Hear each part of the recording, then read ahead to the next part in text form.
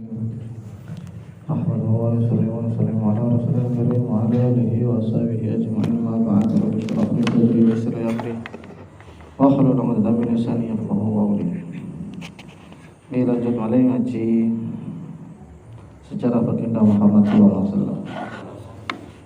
Istirahuhu, keikutsertaan baginda Muhammad SAW atau kontribusi baginda Nabi fi bina'il Ka'bah, dalam pembangunan Ka'bah. Al-Ka'bah itu awal baitin buniya ala ismillah wal ibadatillah wa tauhidihi fihi. Banahu Abul Anbiya Ibrahim alaihi salatu wassalam ba'da an 'ana min harbil asnam wa haddihim al ma'abid allati nusibat fiha. Dalam Al-Qur'an dikatakan bahwa bangunan Ka'bah adalah bangunan pertama. Inna awwala baitin wudi'a lin-nasi bi Bakkah mubarakah. Ka'bah adalah bangunan pertama di muka bumi. Dalam menafsiri ayat ini ada sedikit perbedaan di kalangan para ulama.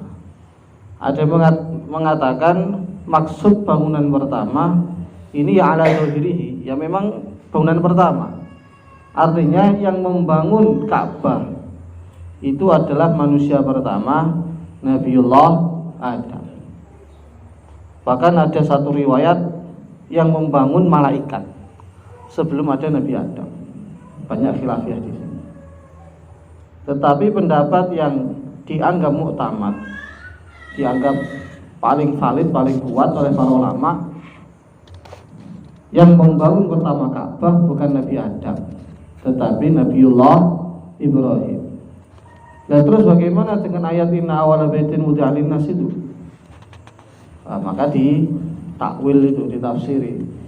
Maksud bangunan pertama adalah bangunan pertama yang dibangun atas dasar tauhid, atas dasar perintah Allah, atas dasar wahyu dari Allah sebagai lambang agama ketika itu, agama tauhid. Jadi bukan bangunan pertama, ketika itu sudah banyak bangunan. Cuma bangunan yang didasari perintah Allah murni dan sebagai lambang kebesaran Allah, sebagai lambang akidah, lambang tauhid adalah Ka'bah. Ini tentu saja boleh kita ikut pendapat pertama 2, 3, monggo mawon. Ini bukan persoalan akidah. Sing jelas Ka'bah ini bangunan sing istimewa. Nanti akan dijelaskan bagaimana hikmah-hikmahnya.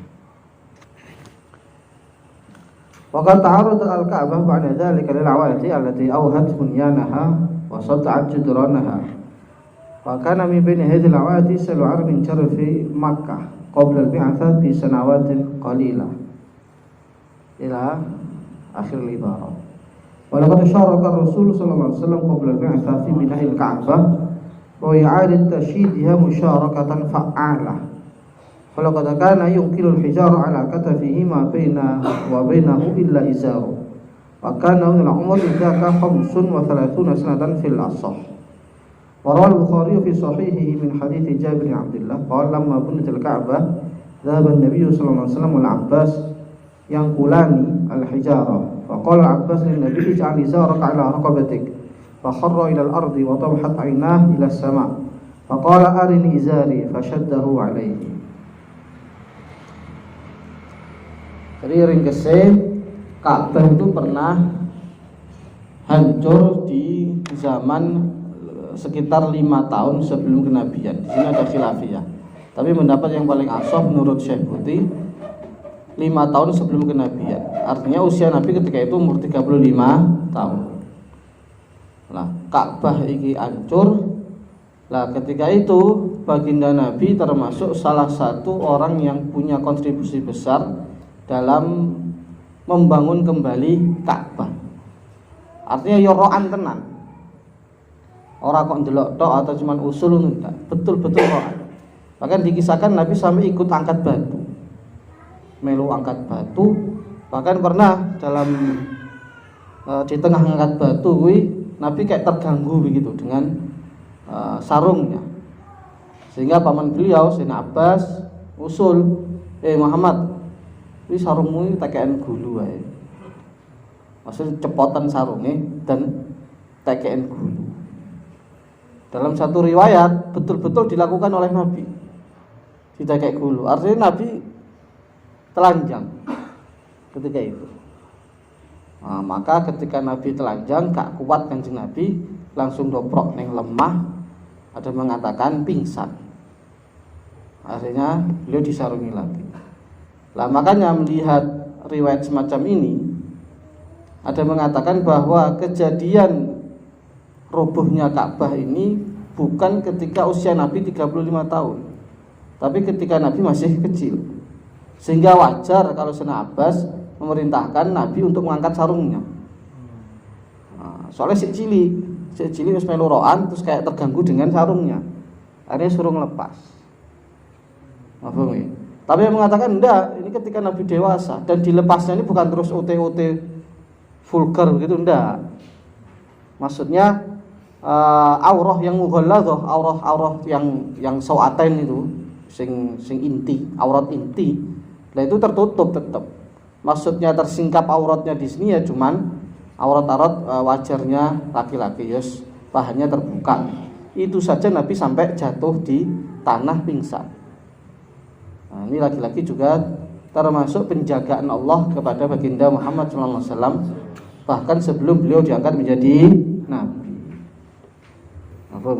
Nah, pelajaran kedua diantaranya bahwa nabi itu memang dididik Allah, bukan hanya hidup sederhana saja sebagaimana yang kita bahas minggu kemarin, tapi dididik oleh Allah itu bagaimana masa saiki merakyat, bermasyarakat. Iki kan Nabi kok ora kok bocah sing ning jero kamar ae ngono kuwi. Plongak-plongok bocah pingitan, gak gaul gak begitu itu. Nek ana roan ya melu roan. Roane ya tenanan melu ngangkat watu, ora kok ndelok teko adoh. Nah, wis berarti memang pendidikan yang terbaik ya semacam itu. Wong ya piye awor karo kancane.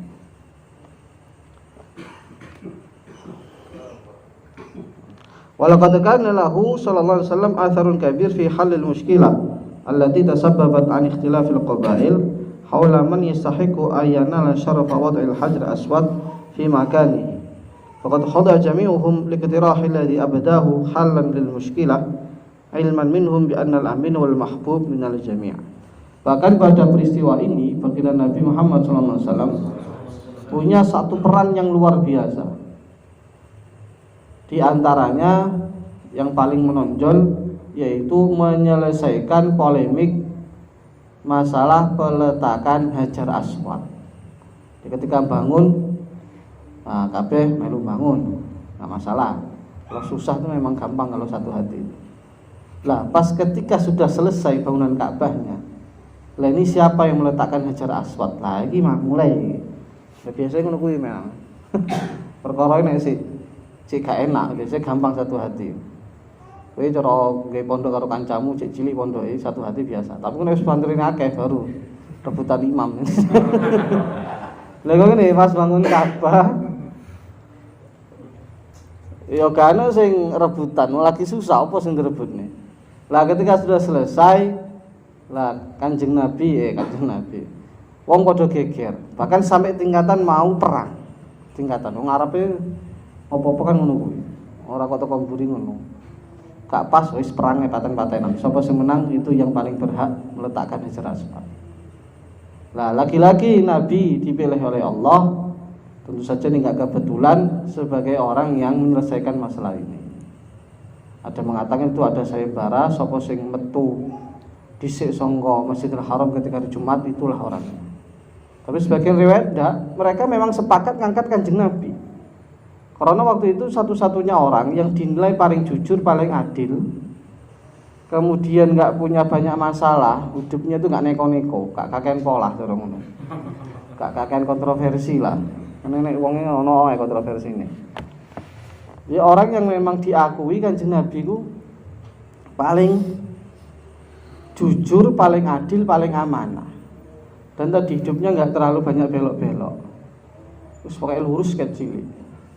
Akhirnya ringkes cerita Kanjeng Nabi dipilih. Nah Nabi ketika dipilih nggak terus sampai naik diun, ini selalu tak katain enggak.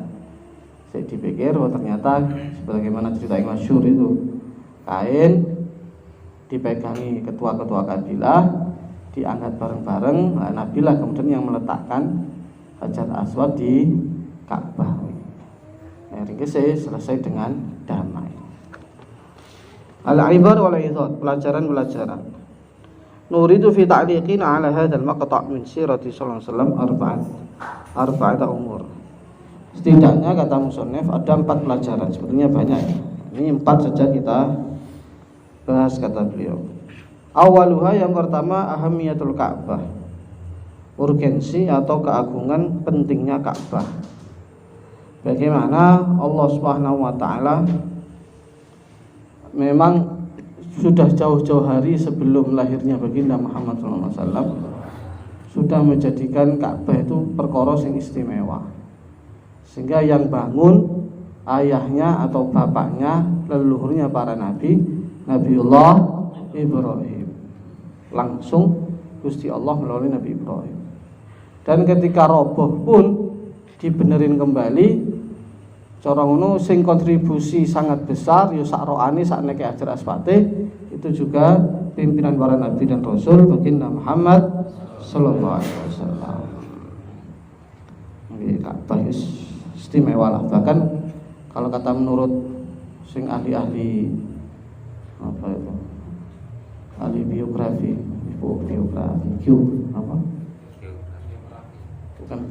geografi. Nah, kuwi lah pokoknya ahli ngono kuwi.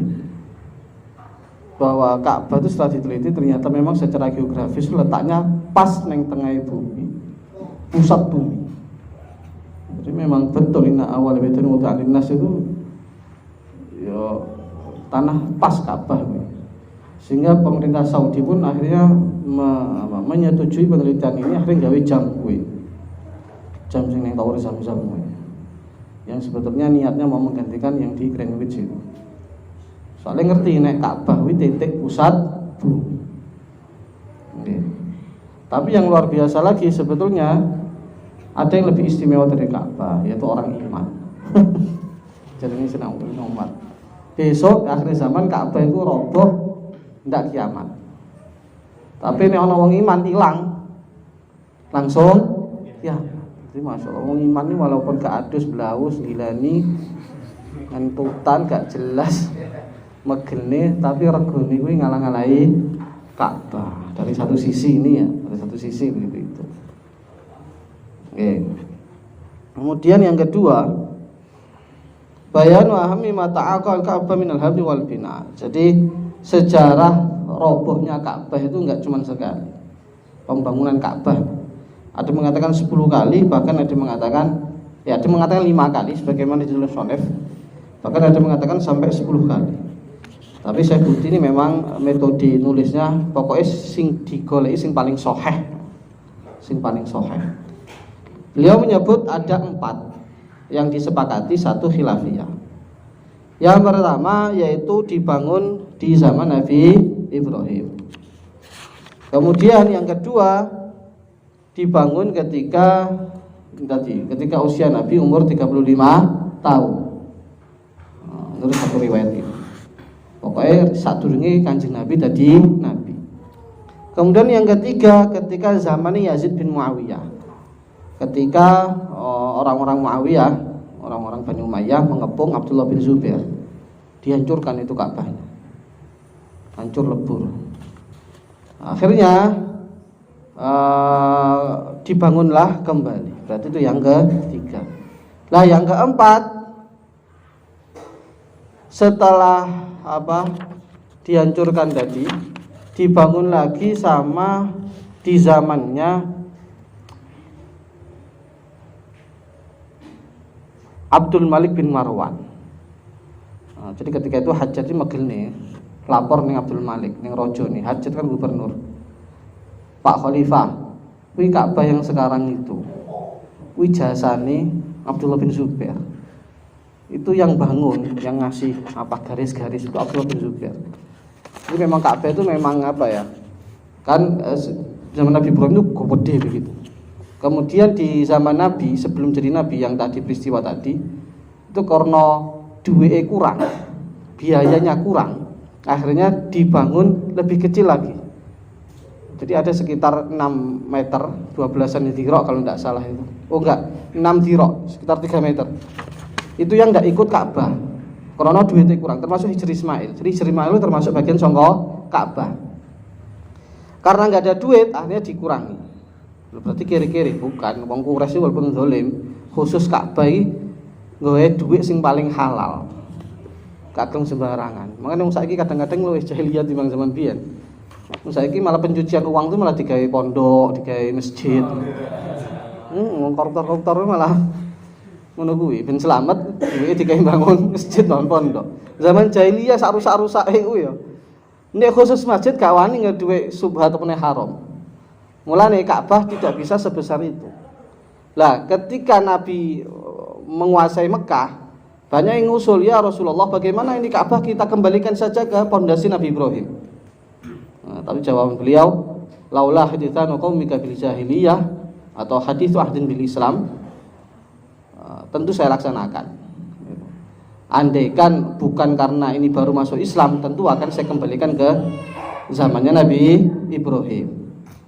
Akhirnya gak sido ring kesing ngono lah. Gara-gara mosok lagi teko nguasai Mekah terus langsung renovasi Ka'bah enggak. Jadi Islam itu yang dicontohkan baginda Nabi ini penting.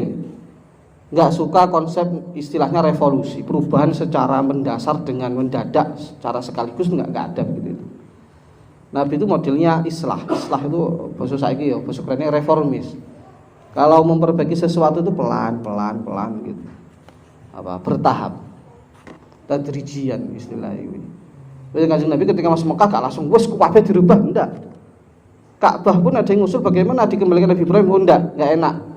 Ngobar menguasai Mekah kok juk-juk langsung geo aneh-aneh. Nah, kayak ngono iku. Lah, ketika zamannya Abdullah bin Zubair, beliau usul, beliau kan ponakane Sayyidina Aisyah. Ya Sayyidina Aisyah, bagaimana kalau kita kembalikan ke zaman Nabi Ibrahim? Kan sekarang sudah istilahnya wis duduk wong anyar. Kita kan orang lama. Kalau Nabi dulu kan gak enak karena orang baru. Kita kan orang lama, biaya juga ada. Lah akhirnya Ka'bah dikembalikan ke zaman Nabi Ibrahim, zaman Abdullah bin Zubair, gede Ka'bah. Lah ketika berkuasa nih Abdul Malik bin Marwan, hajat gak terima, so aku eling Ka'bah iki duduk eling Nabi Ibrahim, eling Imam Abdullah bin Zubair lawan politiknya istilahnya. Iki gawenane Pak Jokowi iki sepet tahun delok iki kalau ngomong saking ngono. Memang masjid tapi sing bangun Jokowi ngomong ngono atau sing bangun iki Anies iki. Kan wong politik ngene kuwi. Resek senengane kan sarane. Lah begitu juga hajat sing delok Ka'bah iki gak eling Ka'bah tapi eling Abdullah bin Zubair usul. Kowe Pak Abdul Malik iki Ka'bah sing bangun iki Abdullah bin Zubair iki. Bongkar ae bongkar. Akhirnya dibongkar betul. Dibongkar, dikembalikan ke bentuk zaman Nabi, lebih kecil. Lah ketika naik lagi Harun ar-Rasyid kata dibongkar pisan. Dibongkar meneh. Iki lho, iki mbahku kan ya anake apa putune. Harun ar-Rasyid, cicitnya ya. Oh gak sih iki iki. Harun ar-Rasyid ini apa? Abbasiyah. Lah lawan politiknya juga. Berarti padha ae lawan politik. Iki gawenane iki Bani Umayyah iki. Sepet juga ndelok ya aku. Bagaimana kalau kita kembalikan di zaman Nabi Ibrahim saja, kita besarkan lagi. Nah, cuman bagusnya nih Harun ar-Rasyid itu sowan dhisik ning Imam Malik. Kata Imam Malik, gak usah. Lu nyapa kan saya nih. Apa kata beliau? Saya enggak pengen Allah taj'al hadzal bait mal'abatan lil muluki ba'dak. Aku ra pengin Ka'bah iki dadi dolanane politisi-politisi kuwi. Gur digawe golek rai tok, kasarane ngono. Mangkane wong zaman biyen karo zaman saiki padha, wong politisi iki mesti senengane apa? Umek-umek agama. Nek gak usah heran wong sing sekulere koyo apa, anti agama koyo apa. Nek wae kampanye, ya kudungan. Kudungan serbanan barang lho. Wong partai abang wong sekuler. Artinya memang agama itu paling enak digawe modus bagi orang politisi dari dulu itu. Kayak biyen. Mulane ketika Harun ar-Rasyid berinisiatif merubah Ka'bah, jadi mulai ojo engko mari dadi modus. Engko setiap ganti khalifah ganti naik Ka'bah ya. Akhirnya Ka'bah kedolanan. Bentuk ngene ngono, ngene ngono. Nah, akhirnya sampai segitu akhirnya stop sampai sekarang. Mulane Ka'bah sekarang itu berarti persis ukurannya Ka'bah zaman Kanjeng Nabi Muhammad. Artinya lebih kecil daripada zaman Nabi Ibrahim. Mulane nek tawaf iku kok sampai tangane kan kadang sebagian tawaf itu gak ngerti ya. Kadang tangan iki nyekel-nyekel Hijr Ismail. Ismail itu yang pelengkungan. Kuwi ngono rasa. Karena dianggap kowe tawaf ning jero Ka'bah. Paham ya? Kan syarat tawaf kan kharijal bait, di luar Ka'bah. Lah kadang-kadang wong nyekel-nyekel wis biasa lah usil-usil gitu kan. Ini ngono gak sah tawaf. Karena Hijr Ismail itu sudah masuk Ka'bah. Nah, Ka'bah sekarang itu lebih kecil daripada Ka'bah zamannya Nabi Ibrahim. Karena mau diberhentikan sama Imam Malik. Untung cara Imam Malik iki wong wedenan. Kok saiki rada-rada penjilat ngono. Nggih mawon. Oh ya wis gedolanan tenan iki. Imam Malik wong rada tegas ngono. Gak usah. Masih Harun ar-Rasyid iki raja gedene Abbasiyah. Mboten usah. Mungkin gedolanan. Apa itu gedolanan? Kemudian yang kelima, yang ini yang khilafiyah ya. Apakah Nabi Ibrahim sebelum itu ada yang bangun atau tidak? Ada yang mengatakan dari Nabi Adam, ada yang mengatakan bahkan sebelumnya, ada yang mengatakan tidak. Kemudian hikmah yang ketiga, Mada hikmatan Nabi SAW fi tadbiril umur wa siyasatil qadaya wa qat'i dabir khusumat wa baina man bain aqwam qala ma qamat bainahum husumah thumma namat qabla an turaqa fi ma bainahum bisabab dima. Itu wae. Nggih. Ringkese memang Kanjeng Nabi itu orang istimewa. Sebelum menjadi nabi itu wong istimewa. Orang punya ide-ide yang menyatukan umat. Mulane gak heran kemudian dipilih menjadi nabi dan rasul. Cuman yang perlu digarisbawahi kata Syekh Buti. Jadi keistimewaan nabi yang begini ini jangan dijadikan nomor satu. Yang nomor satu tetap beliau itu rasul dan nabi. Itu yang keistimewaan yang nomor satu. Keistimewaan nabi yang kedua, cerdas, punya ide yang luar biasa. Itu keistimewaan nomor dua. Lah ini penting kenapa? Karena sebagian orang orientalis itu orang-orang musuh Islam umum barat yang belajar Islam itu sukanya menampakkan atau menonjolkan sisi kehebatan Nabi dari segi manusianya. Ini banyak orang ketipu kadang. Akeh wong ketipu. Nabi Muhammad adalah orang tercerdas. Muhammad adalah orang terpandai, tercerdik. Paling bagus akhlaknya. Koyok-koyok apik, padahal iki elek. Akhirnya koyok-koyok Nabi ku menungso biasa. Menungso sing pinter, sing cerdas, sing duwe keistimewaan, lali nek Nabi ku utusan.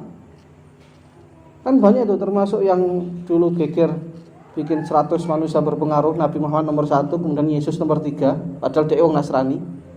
Itu orang Islam banyak yang apresiasi. Wih, ya. Orang barat pun ngakui. Padahal apa yang bikin Nabi Muhammad nomor 1? Materi ujung-ujungnya. Nabi Muhammad dianggap wong sing iso membuat perubahan yang cukup besar dalam waktu hanya kurang dari 30 tahun. Kan ini luar biasa. Dalam waktu 30 tahun Khalifah 4 itu wis berubah drastis jazirah Arab. Lagi-lagi materi, bukan dilihat dari segi kerasulannya. Lagi masalah juga ya, akhirnya delok iki keistimewaan luarnya. Padahal keistimewaan Nabi yang paling tinggi adalah beliau sebagai Nabi dan Rasul. Mulane nek ndelok cerita-cerita Nabi istimewa, kudu dieling sing pertama yang membuat beliau istimewa adalah beliau Nabi dan Rasul, bahkan pimpinan Nabi dan Rasul. Keistimewaan yang lain itu ngikut. Nah, keistimewaan lain modelnya ngikut. Kemudian ini terakhir, yang keempat, hikmahnya diantaranya bahwa orang tuh kalau pengen jadi istimewa itu harus dari jauh-jauh hari, istilahnya jauh-jauh hari. Jadi kayak iso kok, aku tak tobat pas tuwek. Aku pak tenanan ini nggak yang berseket ya, saya kayak santai-santai saya nggak bisa. Nek pengen tenanan, ya pas nom kayak adil ini. Mulai sampai jadi ini sebagian ulama batas sih 40 tahun. Kowe 40 tahun kok bamble ngene bamble hula-hula kok bablas. Mane sak durung 40 kebiasaan-kebiasaan buruk itu harus dikurangi. Kebiasaan gak jelas, kebiasaan gak duwe apa istilahnya, gak duwe tujuan hidup. Wiritan males, ngene males, kerja yo males bareng.